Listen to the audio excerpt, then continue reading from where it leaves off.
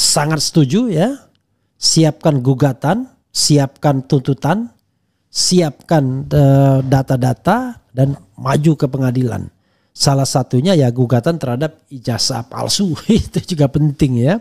Ini tidak bisa dimaknai sebagai politik balas dendam ya, tapi langkah penegakan hukum untuk memberikan pembelajaran agar siapapun yang berkuasa itu tidak seenaknya. Penegakan hukumnya harus benar ya. Jadi prinsip mikul duar mendem jero itu bolehlah menjadi sebuah kebijakan kita ya. Tetapi yang namanya penegakan hukum ya harus jalan seandainya memang ada pelanggaran hukum yang harus diproses. Tapi kalau tidak ada jangan diadakan. Intinya adalah cari kebenaran bukan cari pembenaran. Tegakkan hukum secara adil ya, bukan tegakkan hukum siapa yang diadili ya. Ini ada hal yang terkait dengan upaya tuntutan orang-orang yang ingin memperkarakan Presiden Jokowi kalau nanti sudah lengser ya. Tentu penegakan hukumnya harus benar ya. Jadi prinsip mikul duar mendem jero itu bolehlah menjadi sebuah kebijakan kita ya. Tetapi yang namanya penegakan hukum ya harus jalan seandainya memang ada pelanggaran hukum yang harus diproses. Tapi kalau tidak ada jangan diadakan. Intinya adalah cari kebenaran bukan cari pembenaran. Tegakkan hukum secara adil ya, bukan tegakkan hukum siapa yang diadili ya. Dan ini ada pernyataan dari TPDI, Tim Pembela Demokrasi Indonesia ya, dari fusilatnews.com. Petrus.2 ya, Petrus Celestinus, gugatan hukum KKN dan kasus lain sudah antri menunggu Jokowi lengser. Walaupun saya pernah nyindir juga ke yang bersangkutan, kok waktu masih akrab sama Jokowi kita yang dilaporkan Petrus Celestinus, tapi it's okay, nggak apa-apa ya. Oleh Karyudi Sucaya Putra. Jakarta, Fusilat News menjelang lengser pada 20 Oktober 2024. Presiden Joko Widodo melakukan praktik ijonisasi jabatan publik. Sebab itu gugatan atas kasus dugaan korupsi, kolusi dan nepotisme KKN serta kasus lain sudah antri menunggu Jokowi lengser. Hal itu disampaikan Koordinator Tim Pembela Demokrasi Indonesia TPDI Petrus Celestinus SH saat mengikuti diskusi publik yang diselenggarakan Lembaga Advokasi Hukum Nasional dan Demokrasi untuk Pembaruan LANDEP. Dengan tema Dinasti Politik Jokowi, sebuah penghancuran sistem demokrasi dan penegakan hukum dalam rangka refleksi 28 tahun reformasi 1998 di Batik Kuring Park, Semanggi ya, yang saya juga hadir. Tampil sebagai pembicara adalah budayawan Eros Jarot, pakar hukum tata negara Refli Harun, anggota DPR RI dari PDI Perjuangan Deddy Sitorus, pengamat politik dari Universitas Airlangga Surabaya Erlangga Pribadi Kusman, Wakil Ketua Komisi Pemberantasan KPK 2015-2019 Horsi Tumorang, dan dimoderatori wartawan senior Kompas Tri Agung Kristanto. Diskusi publik tersebut juga dihadiri sejumlah advokat dari TPDI, yaitu Erik S. Paat, Jamie S. Mokolensang, Ricky De Moninka, dan Davianus Hartoni Dedi, serta aktivis senior Andi Sahrandi yang juga memberikan closing statement pernyataan penutup. Jokowi, tegas Petrus, harus diwaspadai karena sedang menerapkan praktik ijonisasi jabatan publik untuk dirinya dan sejumlah orang tertentu dalam dinasti dan kroninya untuk persiapan pasca lengser dari jabatan Presiden RI. Hal itu jelas Petrus dapat dilihat dari kebijakan merekayasa perubahan pasal 169 huruf Q Undang-Undang Nomor 7 Tahun 2017 tentang Pemilu lewat uji material atau judicial review di Mahkamah Konstitusi agar putra sulungnya Gibran Raka Buming Raka menjadi calon wakil presiden dengan terbitnya putusan MK Nomor 90 Tahun 2023. Juga merevisi beberapa undang-undang yang mendadak muncul di DPR seperti Undang-Undang Nomor 19 Tahun 2006 tentang Dewan Pertimbangan Presiden One Team Press, Undang-Undang Nomor 2 Tahun 2002 tentang Polri, Undang-Undang Nomor 34 Tahun 2004 tentang TNI, Undang-Undang Nomor 39 Tahun 2008 tentang Kementerian Negara, dan Undang-Undang Nomor 17 Tahun 2014 tentang Majelis Permusyawaratan Rakyat, Dewan Perwakilan Rakyat, Dewan Perwakilan Daerah, dan Dewan Perwakilan Rakyat Daerah MD3, dan lain-lain yang dilaksanakan dengan itikat tidak baik. Khusus mengenai revisi Undang-Undang One Team Press diduga disiapkan guna memberikan jabatan Ketua DPA Dewan Pertimbangan Agung kepada calon mantan Presiden Jokowi dengan mengubah nomenklatur dari One Team Press menjadi DPA. Juga akan diubah struktur dan komposisi serta konfigurasi keanggotaannya sesuai dengan kesepakatan diam-diam di antara mereka, jelas Petrus. Skenario barter jabatan dengan sistem ijon, dikualifikasi sebagai kejahatan korupsi berupa gratifikasi model baru dengan daya rusak yang tinggi terhadap demokrasi karena politik dinasti kronisme dan nepotisme memproduksi jabatan-jabatan yang bisa dibarter di antara mereka dalam semangat konspirasi untuk dinasti politik Jokowi dan kroninya lanjutnya.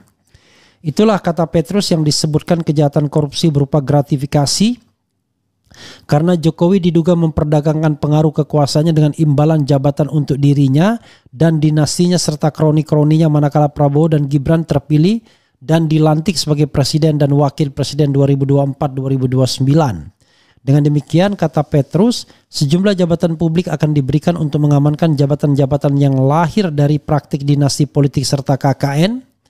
Dan hari-hari ini kita saksikan betapa KPK telah dibuat lumpuh layu melalui revisi Undang-Undang Nomor 30 Tahun 2002 menjadi Undang-Undang Nomor 19 Tahun 2019 tentang KPK.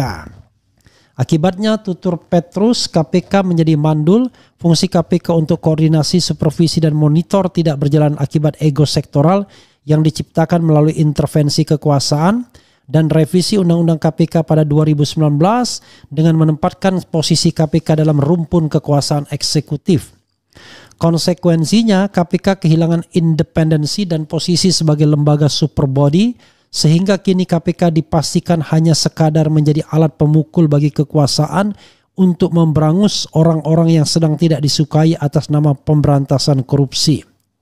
Sebagai contoh, Sekjen PDIP Hasto Kristianto diduga kuat sebagai korban kekuasaan yang disalahgunakan dengan cara memperalat KPK sehingga lembaga anti rasuah itu hanya menuruti pesanan yang punya kekuasaan guna memukul lawan politik terangnya. Dampaknya, masih kata Petrus, adalah pada rusaknya demokrasi dan penegakan hukum dengan segala akibat hukumnya. Petrus ya. Ya, jadi ya kalau berkuasa ya jangan kita yang dilaporkan terus, ya kan. Kemudian padahal kayak saya, Rocky, dan Hersuberno, siapa lagi ya dia laporkan, itu kan orang-orang yang kritis pada pemerintahan ya, bukan orang yang mencoleng atau mencuri ya. Petrus menilai selama hampir 10 tahun Presiden Jokowi memimpin Indonesia telah terjadi penghancuran sistem demokrasi dan penegakan hukum di Indonesia, sehingga ia mengajak para relawan dan aktivis terus mengkritisi pemerintahan Jokowi, bahkan melakukan perlawanan baik melalui jalur politik di DPR maupun jalur hukum lewat proses pengadilan. Yang penting perlawanan itu dilakukan secara konstitusional, jangan anarkis, kata Petrus, yang kerap menggugat kebijakan-kebijakan pemerintah yang ia nilai melawan akal sehat. Kalau itu benar, jangan melaporkan aktivis-aktivis akal sehat ya. Segala yang pro akal sehat ya. Segala kehancuran yang terjadi di masa pemerintahan Jokowi yang tersisa kurang dari 3 bulan lagi, baik pada aspek demokrasi maupun hukum, kata Petrus, akan berlanjut di era pemerintahan Prabowo Gibran yang merupakan kelanjutan pemerintahan Jokowi. Bahkan pemerintahan Prabowo Gibran nanti adalah pemerintahan Jokowi jilid 3, karena Gibran merupakan anak sulung Jokowi dan Prabowo pun sudah berkomitmen untuk melanjutkan program-program kerja Jokowi. Maka pilihannya tidak lain adalah melakukan perlawanan dan persiapkan jalan menuju proses hukum terhadap Jokowi dan keluarganya, cetus Petrus. Luar biasa, cetus Petrus ya. Jika pada tahun 2001-2004 Presiden Megawati Soekarno Putri berhasil memproses hukum mantan Presiden Soeharto secara pidana dengan menjadikannya sebagai terdakwa dan diadili dalam perkara tindak pidana korupsi, maka ke depan tidak sulit dan beralasan hukum yang kuat untuk membawa Jokowi dan keluarganya untuk diproses hukum guna dimintai pertanggungjawaban pidana atas dugaan KKN serta kasus lain yang antri menunggu giliran tandasnya. Ya. Oke, sobat era sekalian, sangat setuju ya. Siapkan gugatan, siapkan tuntutan, siapkan data-data dan maju ke pengadilan. Salah satunya ya gugatan terhadap ijazah palsu. Itu juga penting ya. Jadi sobat RH sekalian, kita lihat ya bagaimana ke depannya nanti setelah Jokowi lengser ya. Kita lihat ya apakah gugatan itu ada, karena tidak hanya Petrus yang ngomong begitu tapi juga Partai Negoro, partai besutan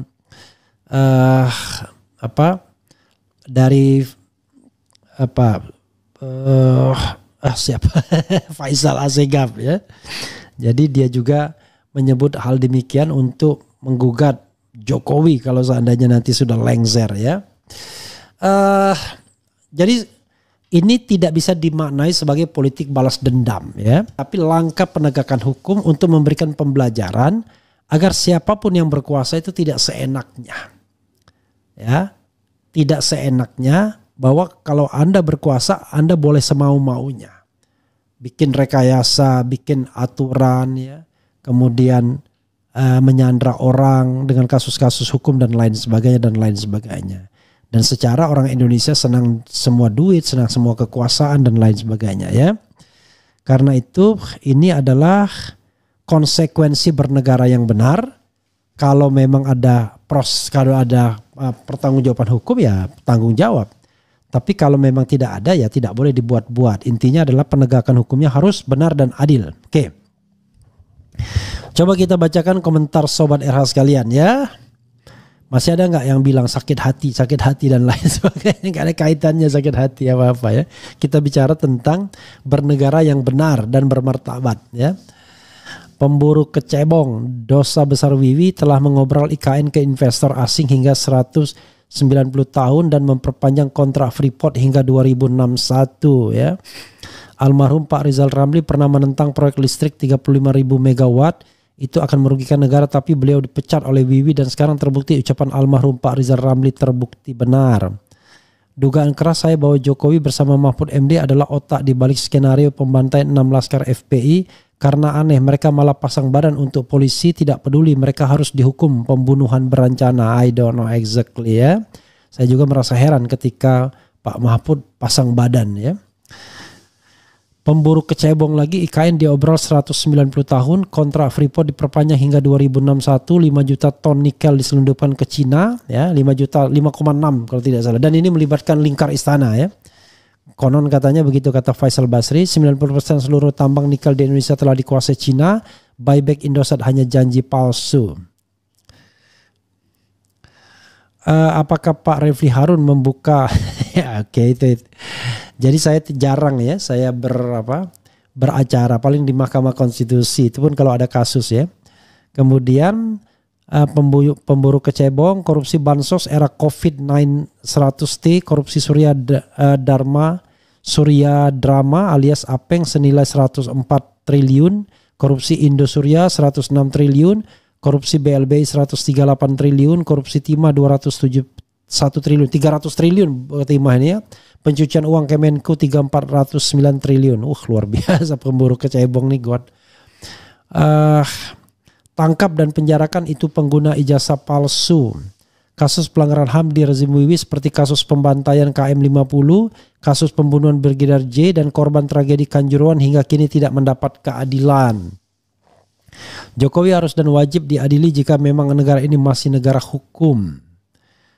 Bang, bagaimana kabar terbaru IKN dari informan RH? Apakah semuanya sudah siap dalam JKW akan memindahkan ibu kota termasuk semua kementerian ASN, DPR, DPD? Belum ada lagi ya. Belum ada lagi masukannya. Ya baru soal surat kualitas air minum ya. Belum ada lagi yang terbaru. Dan saya juga tidak minta-minta ya.